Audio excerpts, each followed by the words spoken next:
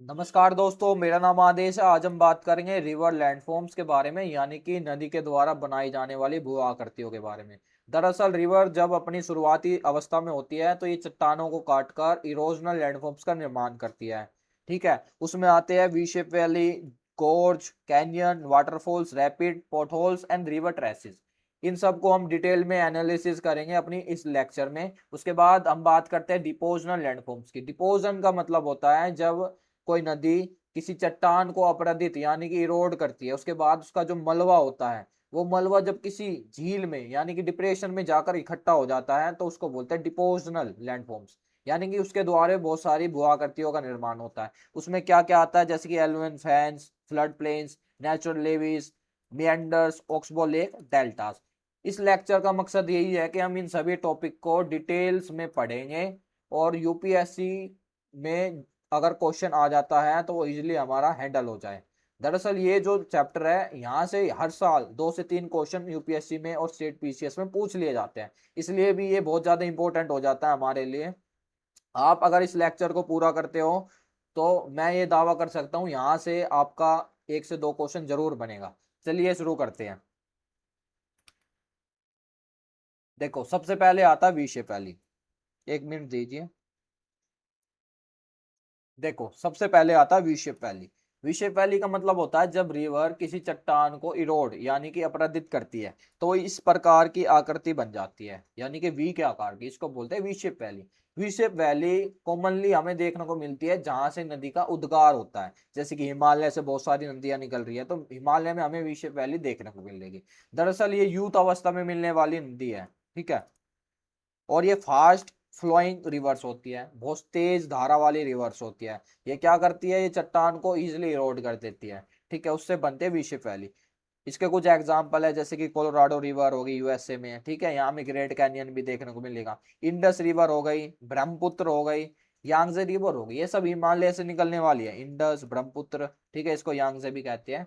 तो हिमालय से जब निकलती है तो वहाँ शुरुआती अवस्था है, तो पहाड़ियों में से निकलती है, चट्टानों में से निकलती है, तो उन चट्टानों को इरोड करती है। इरोड करने के बाद ये कुछ इस प्रकार की आकृति बनाती है। देखो, ये जो इमेज है ये इंडस रिवर का है और ये हिमालयन माउंटेन्स है। हिमालयन माउंटेन्स के बीच में से निकल रही है तो ये कुछ इस प्रकार का आकृति बना रही है। देखो, वी के आकार की, इसको ही बोलेंगे वी शेप वैली। आगे चलते हैं। देखो, अब आ जाता गोर्ज। गोर्ज का मतलब होता है जब ये नदी आगे चलकर हार्ड रॉक को काटना शुरू करती है। ये कोई एक दिन की बात नहीं है, इसमें लाखों साल लग जाते हैं। धीरे धीरे इस पहाड़ को ये यहाँ से काटना शुरू करती है और ये जो पहाड़ यानी कि चट्टान है ये इतना ज्यादा कट जाता है, रिवर इसके बिल्कुल नीचे की तरफ चली जाती है। तो यहाँ देखो, ये किसी टाइम में रिवर यहाँ से बहती थी। धीरे धीरे जब नदी यहाँ से निकली, इसकी जो फास्ट स्ट्रीम थी यानी कि फास्ट धारा थी वो इसको काटना शुरू कर देती है और धीरे धीरे इस पूरे रॉक को काट देती है। उसके बाद ये कुछ वी के यानी कि यू के आकार की आकृति बनती है, इसको बोलते हैं गोर्ज। ठीक है, यहाँ भी देखो, ये जो गोर्ज होता है ना ये नैरो होता है। नैरो का मतलब इनके बीच का जो डिफरेंस है एक क्लिफ का दूसरी क्लिफ से, ये बहुत कम होता है। ठीक है, उसके बाद ये स्टीप साइडेड होते हैं। स्टीप साइडेड का मतलब होता है खड़ी ढलाने। ठीक है, कॉमनली हमें देखने को मिलेंगे हार्ड बेड रॉक, यानी कि ये जो दिख रहा है ना आपको, ये हार्ड रॉक होते हैं। अगर ये सॉफ्ट रॉक होता है तो इजीली रोड हो जाता है, इसकी जो बीच की गहराई और डिफरेंस है ये और भी ज्यादा होता है। जैसे कि हम देखेंगे आगे आने वाले कैनियन वगैरह जो होते हैं वो सॉफ्ट रॉक से बनते हैं। देखो, इसके कुछ एग्जाम्पल है। ये इंडिया में है, इंडस गोर्ज, लद्दाख और कश्मीर वाले रीजन में। ये one of the deepest in the world. World में जो डीपेस्ट गोर्ज देखने को मिलते हैं ना उसमें से एक है ये। आगे चलते हैं। पहली बात तो ये एंटी डीसेंट रिवर है। कौन? इंडस। एंटी डीसेंट का, एंटीसीडेंट का मतलब होता है वे नदियां जो हिमालय के निर्माण से पहले की नदियां हैं। ठीक है, उनको बोलते हैं एंटीसीडेंट रिवर। अब आ जाते हैं ब्रह्मपुत्र और सांगपो गोर्ज, तिब्बत अरुणाचल प्रदेश में है ये। कौन? ब्रह्मपुत्र गोर्ज। ब्रह्मपुत्र नदी जो है ये हिमालय पर्वत से जब निकलती है तो पहले तो विषय पहली बनाती है, उसके बाद जैसे जैसे आगे बढ़ती है तो ये कहीं कहीं गोर्ज भी बनाती है। उसके बाद marble rock, Bhedaghat, Narmada river पर। ठीक है, आगे चलते हैं। अब आ जाता है कैनियन। कैनियन क्या होता है? हमने देखा गोर्ज, विशेप वैली, उसके बाद नेक्स्ट स्टेज होती है कैनियन की। ये होते कैनियन। देखो, दिख रहे हैं ना ये, इनके बीच का जो डिफरेंस है, ये विशेप वैली और गोर्ज दोनों से बहुत ही ज्यादा है। ये जो आप यहाँ रॉक देख रहे हो ना, ये सेंडिमेंट वाला रॉक है, यानी कि सॉफ्ट रॉक है। ये इजिली इरोड हो जाता है, इनका अपरदन बहुत आसानी से हो जाता है। इसी कारण ये इतना ज्यादा अपरदन है यहाँ पे, यानी कि इनका इरोजन बहुत ज्यादा है। यहाँ देखो, यहाँ इरोजन बहुत कम है क्योंकि हार्ड रॉक है। हार्ड रॉक को काटने में टाइम लगता है और रिवर इजिली नहीं काट पाती। पर ये जो सेडिमेंट है ना, ये इजिली कट जाता है और इजिली नदी इनको भागकर कहीं और डिपॉजिट कर देती है। ये जो इमेज आप देख रहे हो ना, इसको, ये इमेज है कोलोराडो रिवर की, ग्रेट कैनियन की। यूएसए में है ग्रेट कैनियन, यानी कि ग्रैंड कैनियन बोलते हैं उसको। ये बना है कोलोराडो रिवर पर, यूएसए के अंदर। अब देखो, a canyon is a deep, wide and steep sided. ये क्या है? डीप है, बिल्कुल सही। वाइड है और स्टीप साइडेड का मतलब इसकी जो ये ढलाने दिख रही है ना, बिल्कुल खड़ी है।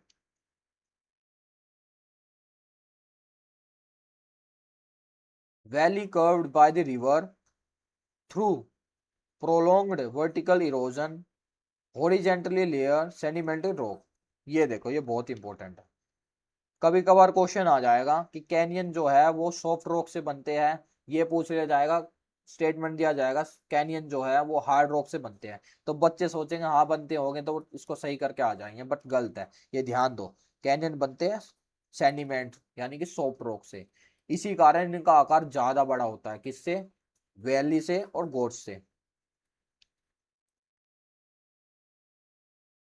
देखो, ये कुछ एग्जांपल है इंडिया में मिलने वाले कैनियंस के। एक होता है गैंडी कोटा, जो गैंडी कोटा या गंडी कोटा भी कहा जाता है, आंध्र प्रदेश में है ये। इंडियाज का मोस्ट फेमस कैनियन है, often called grand canyon of India. इसको अक्सर इंडिया का ग्रैंड कैनियन कहा जाता है। कहाँ पे है ये? है पेन्नार रिवर पर, इरामाला हिल्स। पेन्नार रिवर पर, इरामाला हिल्स पर मिलेगा, आंध्र प्रदेश में। ये देखो कितना ब्यूटीफुल है ना देखने में। ये पूरा का पूरा कैनियन है। देखो इसका यहाँ से कितना ज्यादा डिफरेंस है, इसका आकार भी काफी बड़ा है। आगे चलते हैं। अब कुछ और एग्जांपल है, जैसे कि बेड़ा घाट मध्य प्रदेश में, लितलम कैनियन मेघालय में, ग्रेडियन महादेव, ये महादेव का मंदिर है, उसके सामने बिल्कुल नर्मदा नदी बहती है, उसमें है ये, राजस्थान में। गंगा जी कैनियन, ये वेस्ट बंगाल में है। अब देखो इमेज के माध्यम से देखेंगे। ये आ गया बेड़ा घाट, यानी कि मध्य प्रदेश में है। 30 मीटर डीप कैनियन है ये, famous for its stringing white marble. सबसे इंपॉर्टेंट क्या है? बेड़ा घाट मध्य प्रदेश से क्वेश्चन पूछा जाएगा, इसको रिलेट करेंगे व्हाइट मार्बल से। कुछ और कह देंगे कि ये ग्रेनाइट से बना हुआ है, या फिर कह देंगे कि ये बेसाल्ट से बना हुआ है, तो याद रखना ये व्हाइट मार्बल से बना है। कौन? बेड़ा घाट। कहाँ पे है? मध्य प्रदेश में। क्या है? ये कैनियन है। उसके बाद कौन सी नदी पर मिलेगा? ये मिलेगा नर्मदा रिवर पर। आगे चलते हैं। देखो, ये है मेघालय। मेघालय में लितलम कैनियन कहते हैं इसको। लोकेटेड कहाँ है? ईस्ट काशी हिल्स के पास। ठीक है, उसके बाद dramatic deep green gorge, often called, इसको the end of the earth भी कहा जाता है। ये देखो, ये जो है ना, ये कितना ब्यूटीफुल लग रहा है ना। कहाँ पे है पता है? ये राजस्थान में है। राजस्थान में भी ऐसी चीजें आपको देखने को मिल जाएगी। राजस्थान नाम सुनते हमें ये दिखता है कि वहां तो पानी नहीं होगा। ये देखो, ये चंबल रिवर पर है राजस्थान में। यहाँ पे जहां से ये इमेज ली गई है ना, यहाँ बिल्कुल सामने महादेव का मंदिर है। ये देखो कितना ब्यूटीफुल है। दोबारा देखो कहाँ पे है? ग्रेडियन महादेव, राजस्थान में, चंबल रिवर पर। क्या है? Great canyon. कैनियन है मतलब। अब ये आ जाता गंगानी कैनियन, ये वेस्ट बंगाल में मिलेगा आपको। ये देखो, ये जितना भी रॉक दिख रहा है ना, सब सैंडिमेंट है। साफ दिख रहा है दूर से, ये मिट्टी की चट्टानों के जैसा दिख रहा है ना, ये इजिली रोड हो जाता है। अब आ जाता वाटरफॉल्स। वाटरफॉल्स भी क्या है? इरोजनल लैंडफॉर्म्स है। ठीक है, ये देखो, एक होता ऊपर हार्ड रॉक, एक होता नीचे सॉफ्ट रॉक। वाटरफॉल जब बनता है ना, मान लेते ये रिवर का फ्लो है, ठीक है, यहाँ से रिवर का फ्लो है, और जो ये नीचे है ये बेस है क्रस्ट का। रिवर जब बहती है तो धीरे धीरे इसको यहाँ से इरोड करेगी। ऊपर जो रॉक है, ये वाला जो रॉक है ये है हार्ड, ये नीचे वाला रॉक है ये सॉफ्ट। तो नदी जब ऐसे बहेगी, बहती है, तो इस हार्ड रॉक को तो ये देर में काटेगी, पर ये जो सॉफ्ट वाला रॉक है ना इसको जल्दी काटती शुरू कर देगी। तो यहाँ से ये वाला हिस्सा ये रह जाएगा, ये दिख रहा है ना आपको, ये हार्ड रॉक है। नीचे वाला जो हिस्सा है ये soft rock. Soft rock easily road हो जाएगा, तो ये बनाएंगे क्या, वाटरफॉल्स। अब देखो, waterfalls are primarily formed through the natural process of the erosion, यानी कि ये इरोजन की नेचुरल प्रोसेस है। when a river flows from hard rock resistance rock to a layer of the softened rock, यानी कि hard rock और soften rock के ऊपर से जब नदी निकलती है तो ये बनाती है वाटरफॉल। तो ये धीरे धीरे आपको ये जितनी भी चीजें दिख रही है ना, ये किसी टाइम बिल्कुल ऐसे सीधा था, उसके बाद धीरे धीरे ऐसे ही रोड होता चला गया और ये बन गया ऐसे वाटरफॉल्स की लैंड फॉर्म्स। कुछ इंपॉर्टेंस वाटरफॉल्स देखो। एंजल फॉल्स कहाँ पे है, वेनेजुएला में, साउथ अमेरिका में। It is the identify as a highest water in the world, waterfalls in the world. ये एंजल फॉल्स जो है ये दुनिया का सबसे ऊंचा वाटरफॉल्स है। Niagara Falls located on the border between the Canada and United State. Niagara fall कहाँ पे है, कनाडा और यूनाइटेड स्टेट के बीच में है, नॉर्थ अमेरिका में। अब आ जाता है Victoria Falls, located on the border of the Zambia and the Zimbabwe. अब इनको हम देखेंगे इमेज के माध्यम से। ये देखो, ये एंजल फॉल्स देखो कितना ऊंचा है, इसकी जो हाइट है ये वर्ल्ड में सबसे ज्यादा है। कहाँ पे है ये, वेनेजुएला। वेनेजुएला कहाँ पे है बताओ, वेनेजुएला है साउथ अमेरिका में, सबसे ऊपर मिलेगा ये, कैरेबियन जो ओशियन है उसके बिल्कुल नीचे। South America identified as the highest waterfalls in the world. अब कहाँ पे है ये देखो, ये भी इंपॉर्टेंट है। सबसे पहले तो एंजल फॉल कहाँ पे, वेनेजुएला में। उसके बाद कौन सी रिवर पर है, चूरन रिवर पर है ये। अब आ जाता है नियाग्रा फॉल्स पे। नियाग्रा फॉल्स ये है देखो, located on the border between Canada and the United state, दोनों के बॉर्डर पर है। North America, groups of 3 massive waterfalls. ये जो है ये 3 मैसिव वाटरफॉल्स का ग्रुप है। पहला है Horseshoe Fall, American Falls, Bridal Veil Falls. आगे चलते हैं। अब आ जाता है विक्टोरिया फॉल्स। इसको मोसिया तुनिया के नाम से भी कहा जाता है, जिसको द स्मोक डेट थंडर्स के नाम से जाना जाता है। ये फैला हुआ कहाँ पे, जाम्बेजी रिवर पर, जो बॉर्डर बनाती है किसका, जाम्बिया और जिम्बाब्वे का। ठीक है, ये सब क्या है, विक्टोरिया फॉल्स है पूरा का पूरा। देखो अब आ जाते हैं highest waterfall in India. India में हाईएस्ट वाटरफॉल कौन सा है, ये है हमारा कर्नाटका में। नाम क्या है इसका, Kunchikal, Kunchikal fall. It is the Shimoga district में है, कर्नाटका के शिमोगा डिस्ट्रिक्ट में पाया जाता है हाईएस्ट वाटरफॉल इंडिया का। अब आगे चलते हैं। ये देखो क्विक रिवीजन है वाटरफॉल्स का। सबसे पहले एंजल फॉल्स कहाँ देखा था, वेनेजुएला में, हाईएस्ट इन दी वर्ल्ड था। नाइजी नियाग्रा फॉल्स कहाँ था, यूएसए में, कनाडा में, मोस्ट पावरफुल था ये। उसके बाद विक्टोरिया फॉल्स हमने देखा अफ्रीका में, वाइडेस्ट था यानी कि सबसे ज्यादा चौड़ा था। जोग फॉल इंडिया में है, मेजर प्लग्स वाटरफॉल्स। अब प्लग्स फॉल्स क्या होते हैं देखो, ये वाटरफॉल्स जो एक ही धारा से निकलता है ना, यानी कि एक सीट के जैसी धारा से निकल रहा है, उसको बोलते हैं वाटर प्लग फॉल्स। अलग अलग धारा से निकल रहा है वो कॉमन वाटरफॉल्स होता है। आगे दिखाऊंगा, देखो ये दिख रहा है ना, इसको बोलते हैं प्लग फॉल्स। अब देखो, जोग फॉल जो है ये इंडिया का मेजर प्लग फॉल्स है, यानी कि सबसे बड़ा प्लग वाटरफॉल्स है ये। और हाईएस्ट कौन सा था इंडिया का, ये है Nohkalikai, Nohkalikai highest plunge falls in the world.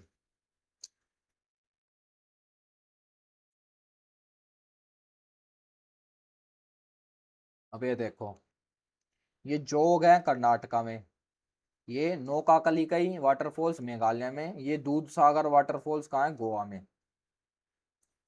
Athirappilly waterfalls Kerala में, शिव समुद्र वाटरफॉल्स कर्नाटका में, हुंड्रू फॉल्स झारखंड में। अब आ जाता है कुंचिकाल फॉल्स कर्नाटक में, भीमताल फॉल्स राजस्थान में। इस टेबल के माध्यम से और एक बार रिवाइज कर लेते हैं। जोग फॉल्स कहाँ है, कर्नाटक में, सरस्वती रिवर पर है। नौकाकलिकई फॉल्स कहाँ पे, मेघालय में। रिवर कौन सी है, रेन फेड, यानी कि रेन के द्वारा है, major river. No major river, कोई मेजर रिवर नहीं है, नदी के पानी के द्वारा बनता है नौकाकलिकई, कहाँ पे, मेघालय में।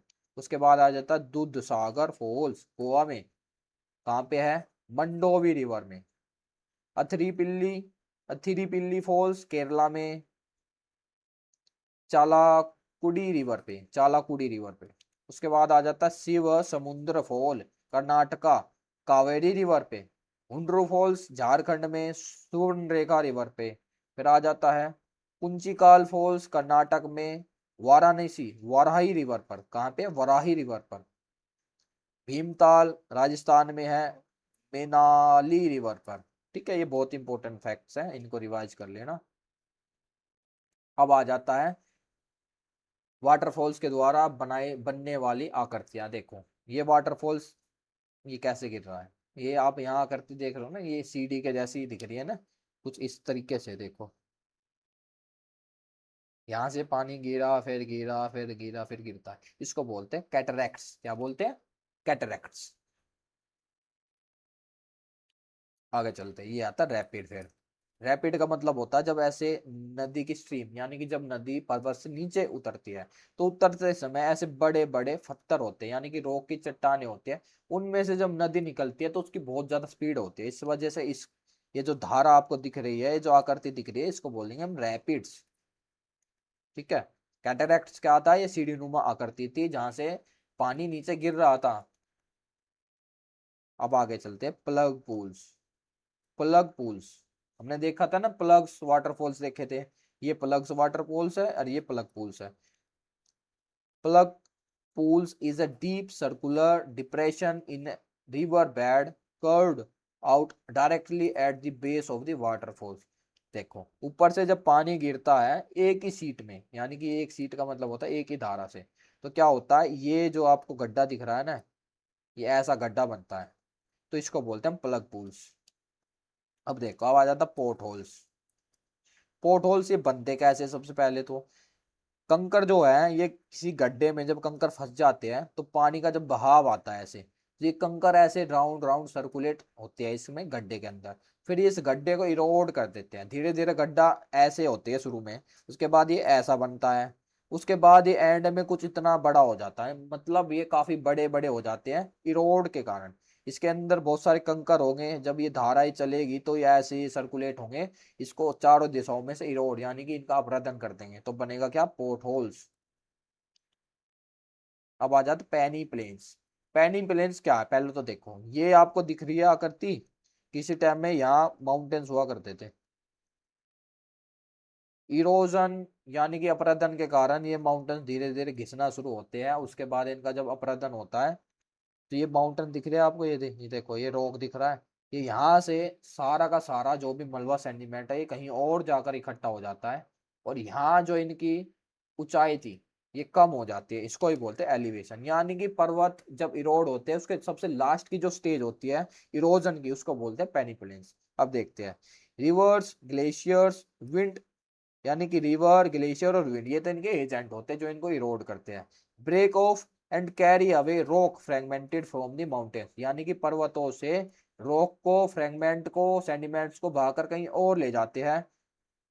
एंड प्लेट्यूज, मतलब इसमें माउंटेन्स भी आ जाते हैं और प्लेट्यूज भी आ जाते हैं, दोनों आते हैं।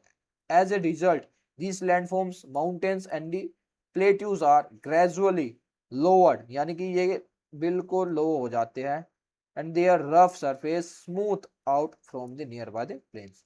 मतलब वही वाली बात है, मैंने बताया ना, किसी टाइम में या माउंटेन्स थे या पठार थे, इरोजन इतना हो गया है कि वो अब ऐसे दिख रहे हैं, देखो यहाँ कुछ भी नहीं बचा, सब खत्म हो चुका है। ये peneplain is a final stage of the land erosion, यानी कि लैंड इरोजन की ये फाइनल स्टेज होती है, not a river stage. River stage क्या होती है, रिवर क्या करते हैं, रिवर तो वी शेप वैली बनाती है, गोर्ज बनाती है, कैनियन बनाती है, वो रिवर स्टेज होती है, बट ये रिवर स्टेज नहीं है। It is the nearly flat surface, यानी कि पूरी की पूरी फ्लैट हो जाती है। Formed when the mountains and the highlands are worn away. Worn away का मतलब दूर चले जाते हैं क्या, हाईलैंड से ये सेंडिमेंट्स वगैरह।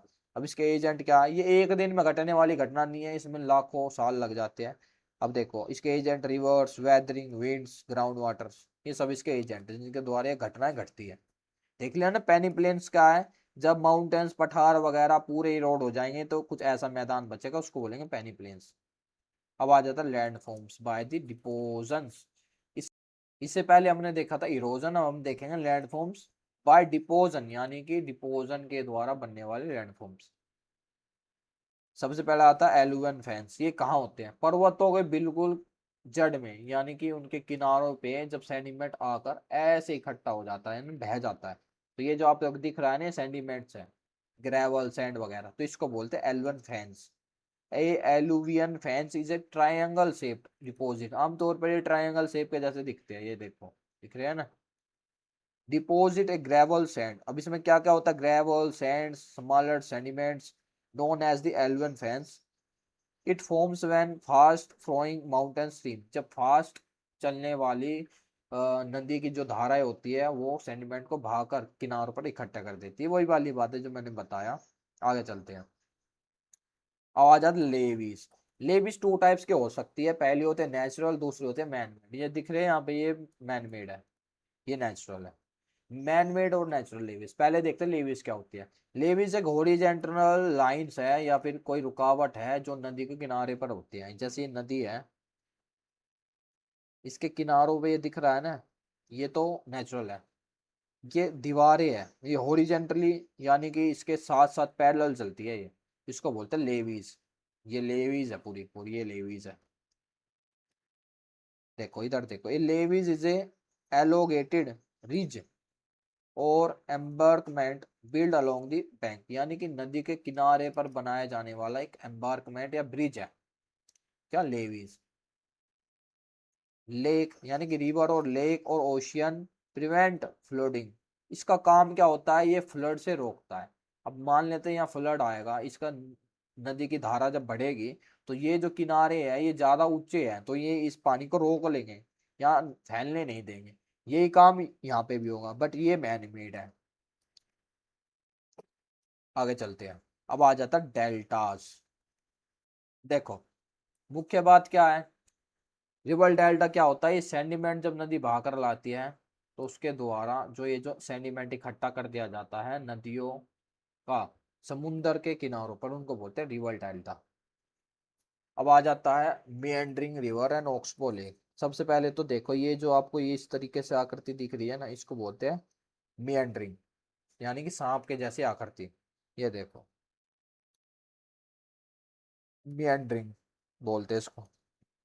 इस दौरान नदी क्या करती है, जैसे नदी अब यहाँ से ऐसे मुड़ी तो ये क्या करेगी, यहाँ से इरोजन करना शुरू करेगी और इस इरोड मटेरियल को यहाँ इकट्ठा करना शुरू कर देगी। ठीक है। अब धीरे धीरे क्या होगा, ये ऐसे यहाँ से आगे बढ़ेगी, यानी और ज्यादा इरोड करती चली जाएगी, और ये भी यहाँ से इरोड करेगी। ये इरोजन इतना ज्यादा हो जाएगा, ये यहाँ पहुंच जाएगी, ये यहाँ पहुंच जाएगी, फिर उसके बाद ये पानी यहाँ से मिल जाएगा डायरेक्ट ऐसे। और ये जो यहाँ से सेंडिमेंट इसने हटाया वो ये इकट्ठा करेगी यहाँ पे और यहाँ पे, तो इस वाले एरिया को रोक देगी, ब्लॉक कर देगी ऐसे। तो ये जो एरिया है ये अलग हो जाएगा इस वाले एरिया से। दोबारा देखो नदी क्या करेगी, ये इरोजन करती करती बिल्कुल इसको ऐसे जोड़ देगी। उसके बाद ये इरोजन सैंड है, ये यहाँ से बढ़ता बढ़ता ये ऐसे इधर आ जाएगा, ये भी यहाँ से बढ़ता बढ़ता इधर आ जाएगा। इरोजन यानी कि ये जो सेंडिमेंट है एक तरफ से इरोजन कर रही है, एक तरफ डिपोजिशन कर रही है, तो जो मेन धारा है ये ऐसे कनेक्ट हो जाएगी और ये वाला जो पार्ट है ये बिल्कुल अलग हो जाएगा, इसको बोलेंगे ओक्सबो लेक। ठीक है। आगे चलते हैं। अब आ जाता है एस्टूरीज। हमने देखा यहाँ डेल्टास,